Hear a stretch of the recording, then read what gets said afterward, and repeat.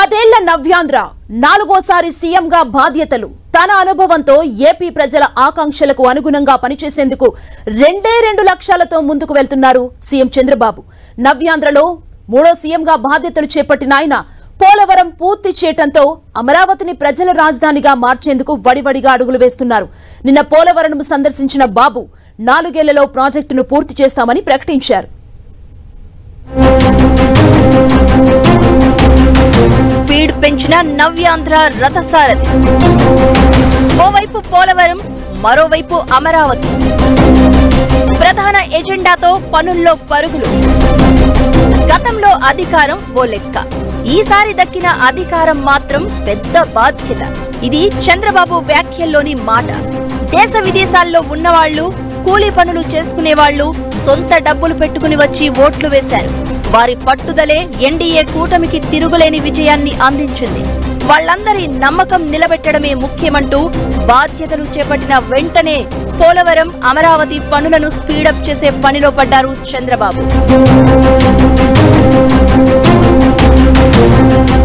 AP ప్రజల చిరకాల స్వప్నం ఫలించేలా అడుగులు పడుతున్నాయి. 10 ఏళ్లుగా ఊరిస్తున్న రాజధాని, పోలవరం నిర్మాణాలు చంద్రబాబు ప్రభుత్వ ప్రాధాన్యంగా మారడంతో నిర్ణీత గడువులోగా పూర్తవుతుందనే ఆశలు చిగురిస్తున్నాయి. 2.5 ఏళ్లలో అమరావతి రాజధాని నిర్మిస్తామని ప్రభుత్వం ఇప్పటికే ప్రకటించగా 4 ఏళ్లలో పోలవరం పూర్తి చేసి ఏపీకి జీవనాడిగా మార్చాలని భావిస్తున్నారు సీఎం చంద్రబాబు. రాజధాని, పోలవరం 2 అత్యంత ప్రాధాన్యంగా తీసుకున్న బాబు తన తొలి క్షేత్ర పర్యటనను పోలవరం నుంచే ప్రారంభించారు. 2014లో అధికారంలోకి వచ్చిన చంద్రబాబు ప్రభుత్వం 2019 నాటికి 72% పోలవరం ప్రాజెక్టు పనులను పూర్తి చేసింది. కాపర్ డ్యాం నిర్మాణంతో పాటు స్పిల్వే, గేట్ల అమరిక పూర్తయ్యాయి. అయితే ప్రాజెక్టు ముంపు బాధితుల పునరావాస సమస్య మాత్రం పరిష్కారం అవలేదు. ఈలోగా ప్రభుత్వం మారడంతో ప్రాజెక్టు పనులు నెమ్మదించాయి. దీంతో పోలవరంపై కోటి ఆశలు పెట్టుకున్న రైతులు నీరుగారిపోయారు. మళ్లీ చంద్రబాబు అధికారం చేపట్టడంతో రైతుల్లో ఆశలు చిగురించాయి.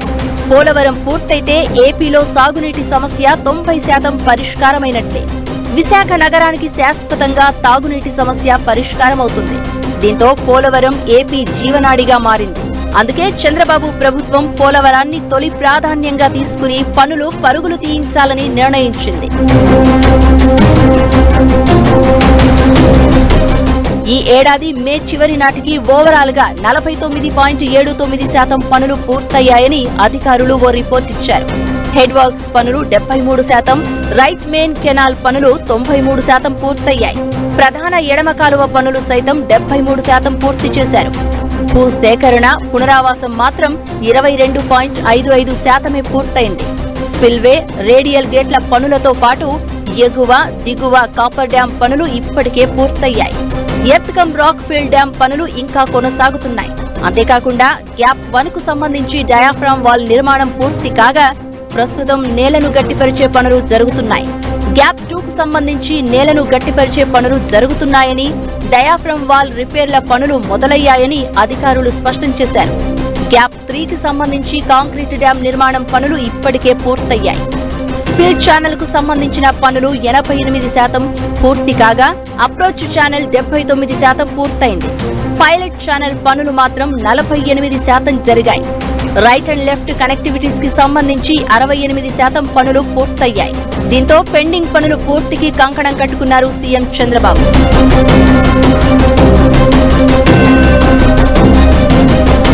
మరోవైపు రాజధాని అమరావతి పైన ఫోకస్ పెట్టారు చంద్రబాబు. ప్రపంచంలోనే 10 అద్భుత నగరాల్లో ఒకటిగా అమరావతిని నిర్మించాలనే సంకల్పంతో రాజధానికి ప్రాణం పోశారు చంద్రబాబు. రైతులు స్వచ్ఛందంగా భూములిచ్చేందుకు ముందుకు రావడంతో రాజధాని ప్రాంతంలో అసెంబ్లీ, సచివాలయం, హైకోర్టు నిర్మించారు. మంత్రులు, ఉద్యోగుల క్వార్టర్లు నిర్మాణ దశలో ఉన్నాయి. గత ప్రభుత్వ విధానంతో రాజధాని నిర్మాణం ఆగిపోగా మళ్లీ అధికారం చేపట్టిన వెంటనే రాజధాని నిర్మాణం పూర్తి చేయడమే ప్రధానంగా తీసుకున్నారు చంద్రబాబు. ఎన్నికల ఫలితాలు వచ్చిన మరుక్షణమే రాజధాని ప్రాంతంలో ముళ్ల పొదలు తొలగించి వీధి దీపాలు వెలిగించి రాజధానికి కట్టుబడినట్లు సంకేతాలు పంపారు. చంద్రబాబు ప్రమాణ స్వీకారం చేయకముందే ప్రభుత్వ ప్రధాన కార్యదర్శి నీరబ్ కుమార్ ఆ ప్రాంతంలో పర్యటించి అమరావతి రాజధాని నిర్మాణ పనుల పురోగతిపై సమీక్షించారు. రాష్ట్ర మున్సిపల్ మంత్రి నారాయణ ముందుగా అమరావతి నిర్మాణమే ప్రభుత్వ ప్రాధాన్యంగా ప్రకటించారు. 15 రోజుల్లో అధ్యయనం పూర్తి చేసి అమరావతి పూర్తికి కాలపరిమితి నిర్దేశించుకుంటామని చెప్పారు. తొలి దశలో 43,000 కోట్లు ఖర్చవుతుందని అంచనా వేస్తున్నారు. 3 విడతల్లో 1,00,000 కోట్లతో అమరావతి నిర్మాణం పూర్తి చేయాలని టార్గెట్ పెట్టుకుంది చంద్రబాబు ప్రభుత్వం. పాత మాస్టర్ ప్లాన్ ప్రకారమే పనులు జరుగుతాయని తేల్చి చెప్పిన ప్రభుత్వం న్యాయ సమస్యలు రాకుండా జాగ్రత్తలు తీసుకోవాలని అధికారులను ఆదేశించింది.